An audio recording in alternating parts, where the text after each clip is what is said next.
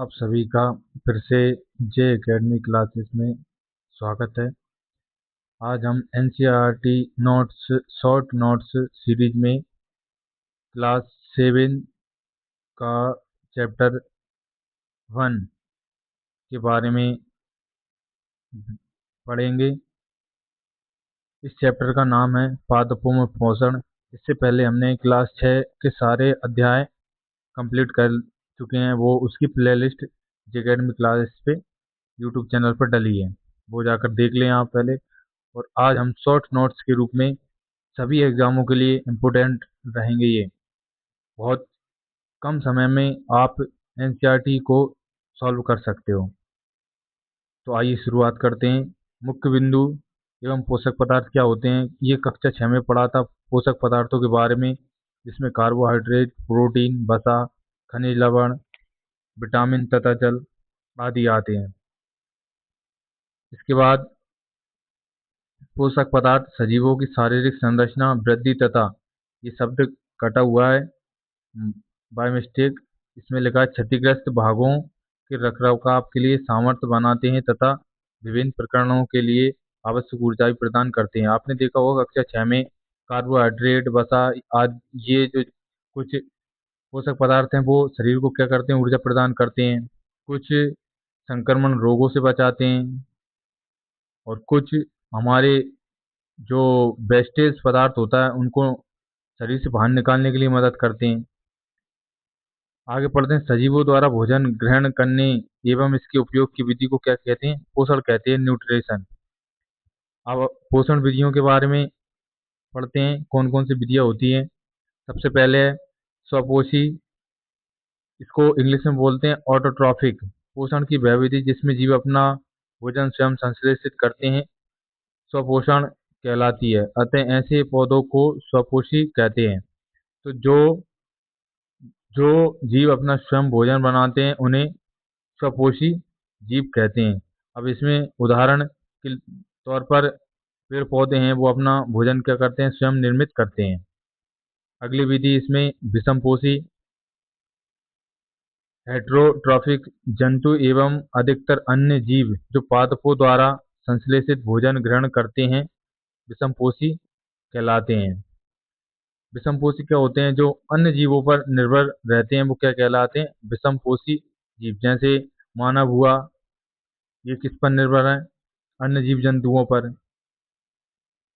इसके बाद आगे बढ़ते हैं। इसमें अब आता है अगला टॉपिक, प्रकाश संश्लेषण पादपों में खाद्य संश्लेषण प्रक्रम।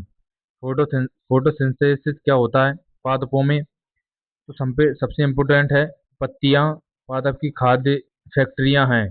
पत्तियों तक जल व खनिज लवण को पहुंचाने एवं जड़ एवं तना दोनों की भूमिका होती है। पत्तियों की सतह पर उपस्थित सूक्ष्म छिद्रों द्वारा वायु की कार्बन डाइऑक्साइड गैस पत्तियों में प्रवेश करती है। इन छिद्रों को रंध्र स्टोमेटा कहते हैं। तो सबसे इम्पोर्टेंट बात है, ये प्रश्न आता है कि पेड़ पौधों की खाद्य फैक्ट्रियां क्या होती हैं, तो उसमें उत्तर रहेगा पत्तियां। और गैसों का आदान प्रदान किनके द्वारा होता है, तो वो होता है छिद्रों के द्वारा, स्टोमेटा बोला जाता है जिन्हें। अगला टॉपिक क्या है इसमें, प्रकाश संश्लेषण क्रिया के द्वारा पत्तियां जल तथा कार्बन डाइऑक्साइड से भोजन का निर्माण करती हैं तथा ऑक्सीजन मुक्त होती है।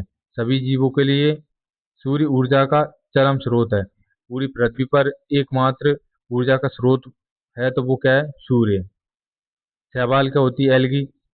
गीली दीवारों पर तालाब, ठहरे हुए पानी आदि में हरे अपवंकी दिखाई देते हैं जिन्हें शैवाल कहते हैं। ये भी अपना भोजन स्वयं बना लेते हैं। शैवाल आपने देखा होगा हरी होती है जो, और आपने देखा होगा बरसात के दिनों में पक्की जगह सीसी खड़ंजे पर जो किचोई के रूप में जम जाती है वो भी क्या होती है, शैवाल होती है एक प्रकार की।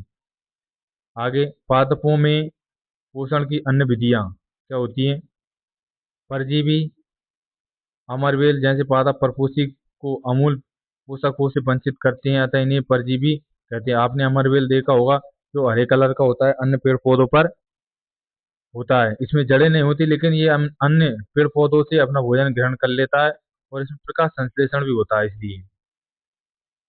आगे बढ़ते हैं। कीट भक्षी पादप क्या होते हैं? ऐसे पौधे जो नाइट्रोजन की कमी पूरी करने के लिए कीटों तथा छोटे जीवों का भक्षण करते हैं, कीट भक्षी पादप कहलाते हैं। उदाहरण के लिए आप ये उदाहरण याद रखना, वीनस फ्लाई ट्रैप, संडू तथा घटपर्णी। घटपर्णी आपने बहुत नाम सुना होगा, ये क्या होता है? कीट भक्षी पौधा होता है। तो इसमें दो उदाहरण और याद रखना, वीनस फ्लाई ट्रैप और संडू। आगे बढ़ते हैं इसमें। अब क्या होता है? मृत जीवी क्या होते हैं? ऐसे जीव जो किसी मृत एवं विघटित जीविक जैविक पदार्थों से पोषक तत्व प्राप्त करते हैं, मृत जीवी कहलाते हैं। कवक जैसे मशरूम, छत्रक, ईस्ट और पेनिसिलियम। आपने देखा होगा कवक है ना, वो किसी मृत जीवी से अपना भोजन ग्रहण करती है। और मशरूम हुआ, जिसे आमतौर पर अपन बोलते हैं, जो एक छत्ता होता है कुत्ते के, वो होता है मशरूम। और ईस्ट होती है, और पेनिसिलियम, ये क्या है? मृत जीवी के उदाहरण है। अब क्या है? सहजीवी संबंध एवं मृदा में पोषकों की पुनः पूर्ति। सहजीवी संबंध क्या होता है, ये देख लो। सहजीवी संबंध, कुछ जीव एक दूसरे के साथ रहते हैं तथा अपना आवास एवं पोषक तत्व एक दूसरे के साथ बांटते हैं। लाइकेन, कवक और पेड़ों की जड़ों का संबंध। आपने देखा होगा कुछ जीव जंतु भोजन के लिए एक दूसरे पर निर्भर रहते हैं। लाइकेन क्या होता है? लाइकेन एक प्राकृतिक पौधे के द्वारा प्राप्त होता है। कवक और पेड़ों की जड़ों का संबंध होता है लाइकेन में। मृदा में पोषकों की पुनः पूर्ति। फसल कटाई के बाद भूमि में नाइट्रोजन की कमी हो जाती है। चना, मटर, मूंग, बीन तथा अन्य फलीदार पादपों की जड़ों में राइजोबियम जीवाणु रहते हैं, जो वायुमंडलीय नाइट्रोजन को विलय पदार्थों में परिवर्तित कर देते हैं। नाइट्रोजन को विलय कौन करता है? राइजोबियम जीवाणु, बैक्टीरिया होता है, जिसे वो क्या कर देता है? नाइट्रोजन को विलय पदार्थों में विलीन कर देता है। तो ये अपना चैप्टर था। अब ये पुरानी बुक का चैप्टर का नोट्स था, शॉर्ट नोट्स।